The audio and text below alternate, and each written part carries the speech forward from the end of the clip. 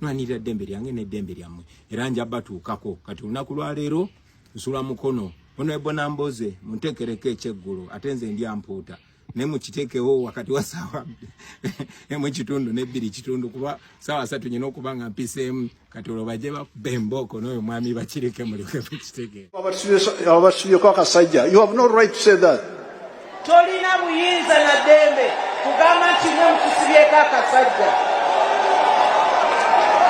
Tolina lukuso. Okay, butereevu nkwaniriza nate ku Focus TV wonawo sizidde abali mu Africa, abali mu Uganda, abali mu East Africa, abali mu diaspora.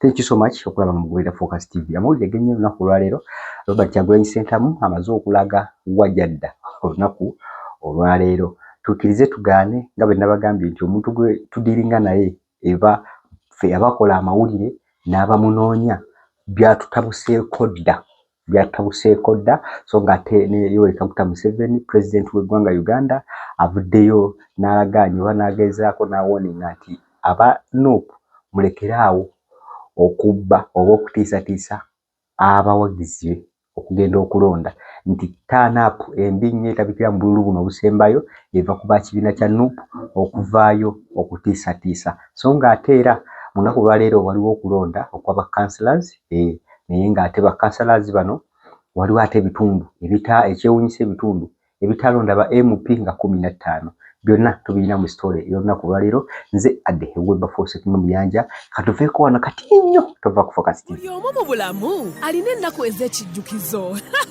kati nno Focus TV yange bazze okufuula ennaku zo ez'ebyafaayo bakwata vidiyo n'okuba ebifaananyi ku mikolo gamba ng'okwanjula embaga graduations okukyala bano nno tebakoma okwo aba Focus Group yange bakuguka mu kutimba bakola keeki wamu ne juice omuwoomu nga kuno bagattako okukola graphics ne branding ow'ekitongole kampuni oba bizinensi yo era basange ku kitebe kyabwe ekikulu e Kampala ku Jesco Plaza oba basange ku ofisi zaabwe awo ku Focus House Mutuba ne ku ofisi zaabwe empya Kiboga mu Town Council ku 2nd Street okuliraana Smarton Hotel. Ebisingawo bakubire ku simu zaabwe 0757 133 162 oba 0789 020 gwali ku Facebook ne Instagram kebera Focus Group yange ate ku YouTube beba Focus TV yange. Butereevu nkwaniriza nate ku Focus TV nze adde Webber Force mu Muyanja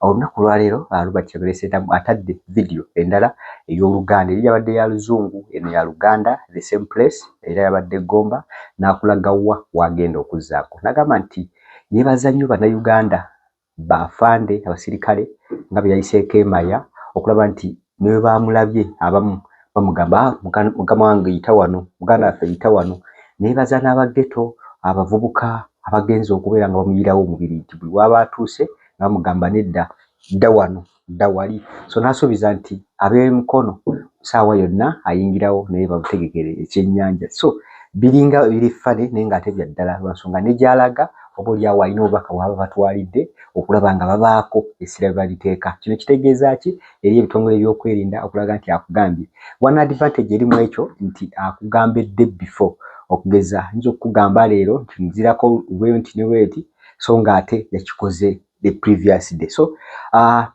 Focus TV Uganda banange munaze Kyagulanyi Ssentamu Robert aka Bobby Wine leero naku z'omwezi 25 Sunday mwezi gwa January 2026 olunaku olulala olw'okudduka olunaku olulala olw'okwekweka olunaku olulala olw'obutali bwenkanya mwalaba bukyanga amagye ne poliisi balumba amaka gange poliisi esirise kikulaga nti mu nfuga nga family rule nga family emu yawamba eggwanga lyonna n'ebitongole tebikola mulimu gwabyo poliisi esirise muhozi ye kyakola basirika busirisi ne bwe kiba kikyamu poliisi gye yakozesa okulumba amaka gange poliisi tewangako statement yonna nti bagenze ne bakuba mukyala wange ne bamenya ennyumba yange olw'ensonga eno beeno tewali musango gwonna gwe nazza bagamba tebanoonya then bagenda ne bamenya amaka gange baali baagalayo ki ne bamukuba mukazi wange nga babanja Kyagulanyi lwaki tebampita nti nyina omusango.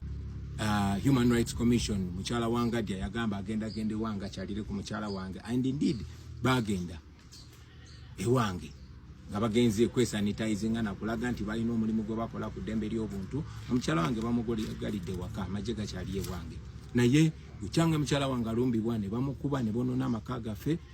Tewali Human Rights Commission yali akoze ekyewuunyisa ne bakitaffe mu Katonda aba Interreligious Committee olunaku nga tebanalumba mukyala wange baali waka era bamusanga nga bamusibidde waka ng'enjala emuluma era nabibagamba byonna. Naye songa bbiri ze bayogerako ekisooka bamubuuza Bobi Wine ayagala kucyankalanya ggwanga, naye ate nga tuzze nga tubagamba mwenna byonna bitwogera tubyogera mu lwatu ate nga biri mu mateeka kukayinira ddembe lyaffe nakulekerawo kunyigirizibwa. Olunaku lwaddako ne balumba amaka gange mukyala wange ne bamutulugunya. Sinawulira kigambo kiva mu bakitaffe mu Katonda bawanye ekitiibwa, naye ndowooza buli omu yandisitudde eddoboozi lye ku butali bwenkanya obugenda mu maaso nga bukolebwa abo abalina okuuma eggwanga, abo abalina omulimu ogw'okukola emirimu gy'eggwanga. Anyway, obuvunanyizibwa bonna buli eri mmwe bannayuganda. Mwalabye Chief Justice nga bamulayiriza ekisozi kiringa nze bwe nayita Chief Justice nti ebusaabala gyalayirire kikulaga ndi Museveni eggwanga lirabanga private property ye. Kakati oyo bwe yayise n'amulayiriza ewe ku faamu gwosuubira otuwa obwenkanya ekikunyonyola ensonga lwaki tetwagenda mu kooti.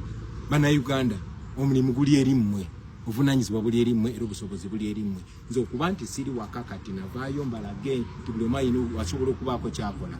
Amagye gonna ganoonya omuntu omu naye nnaku zigenda mu 10 bakyalemeddwa okunfuna. Kitegeeza nti si bamaanyi nnyo nga bwe babagamba. Kitegeeza nti naawe Munnayuganda osobola okukola byonna by'okola nga tomenye mateeka. Yes, batuyita abayeekera naye tetuli bamenyi b'amateeka, tetulina kyamu kye tukola naye tubalaga ngezaako balaga nti tusobola okutambula mu Robert Dog style ne tutuuka buli wamu.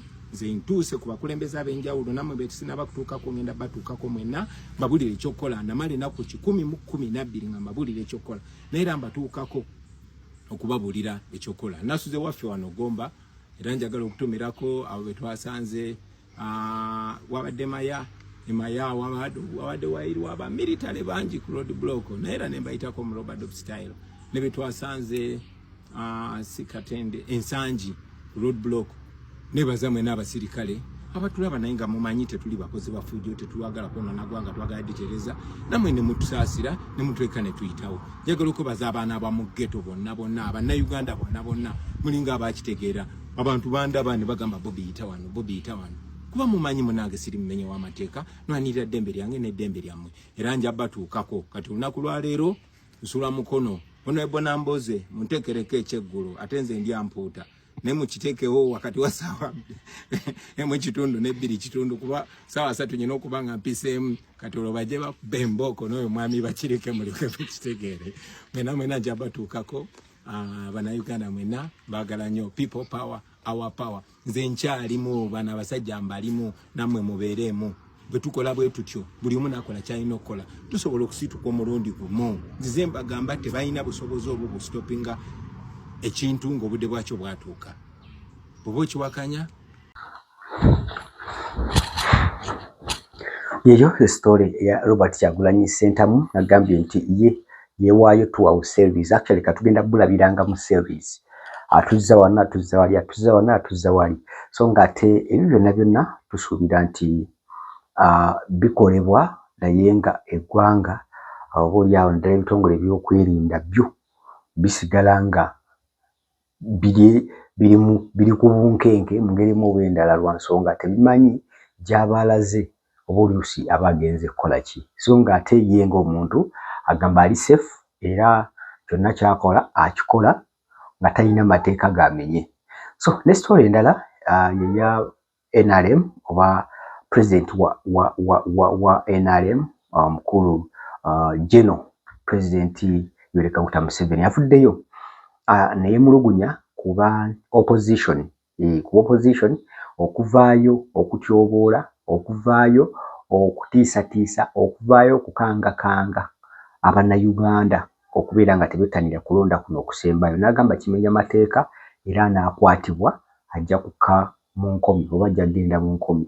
So n'olunaku olwaleero obululu bugenda mu maaso obwa councillors mu bitundu eby'enjawulo so ng'ate omukulu omwogezi wa EC avuddeyo n'ategeeza nti waliwo bitalonda kwa MP waliwo bitalo nga MP oluvannyuma lw'obukonge bwabwe oba ballot papers zaabwe okubeera nga zaaliko era so yeyo engeri isi yaffe gyekolamu ebintu byayo so nabyo era mu story eno mu video eno tugenda kubeera nga tuwulira story engeri gyetambulamu.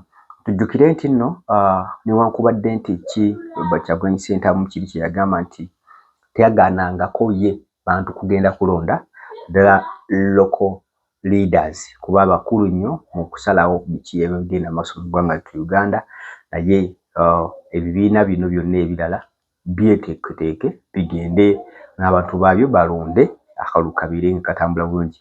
Katulabe vidiyo eno nayo tuwulire kiki kye bagamba otherwise tova ku Focus TV.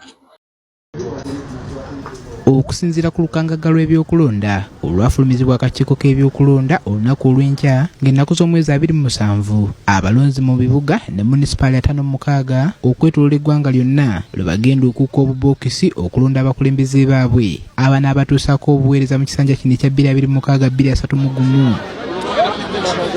Okulonda kuno kwa muteeko gwa kusatu ng'okwasooka kwali kwaba pulezidenti kw'ossa ababaka ba paalamenti nga n'okusembyeyo kwe kwaba ssente ba disitulikiti ne bakansala baabwe kw'ossa bammeeya b'ebibuga ne bakansala baabwe era akakiiko k'ebyokulonda kagamba nti buli kimu ekyetaagisa mu kulonda kuno kyamaze dda okutuusibwa mu disitulikiti zonna 56 ezirina municipalities n'ezo ezirina eggombolola.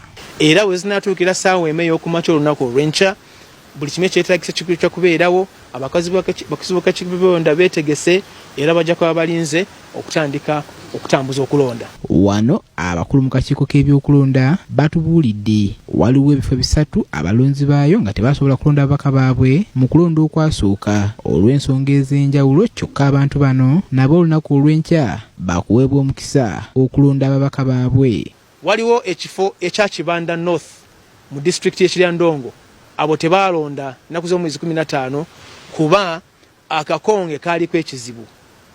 Waliwo abalonzi ab'omu Ibanda municipality mu Ibanda district abo nabo tebalonda kuba akakonge kaabwe waliwo ekizibu era akakiiko ne kayimeza okulonda ne kategeka nti okulonda mu bifo ebyo kujja kulondabwa kwa lunaku lwankya. Waliwo n'ekifo ekirala mu Ajuri county eri Ajuri eri mu district ya Eleptong. Omwogezi w'akakiiko k'ebyokulonda Julius Muchunguzi bw'ati akunze abalonzi okujjumbira okulonda okw'enkya kuba kukulu nnyo mu buweereza bwe beetaaga ng'abalonzi ng'obuweereza bwa gavumenti bwonna wano we busibuka okusaasaanira abantu. Nti okulonda kuno tukuse kwesira era tuveeyo mu bungi tulonda abakulembeze baffe ku mitendera gino egya local government kuba ku local government ez'ebitundu obuweereza we bubeera. Okula buli yemwe abasubyeko akasajja. You have no right to say that. Tolina buyinza na ddembe kugamba nti mwe mutusibyeko akasajja. Tolina lukusa olwo. Ani awulidde enjogera eyo yemwe abatusibyeko akasajja.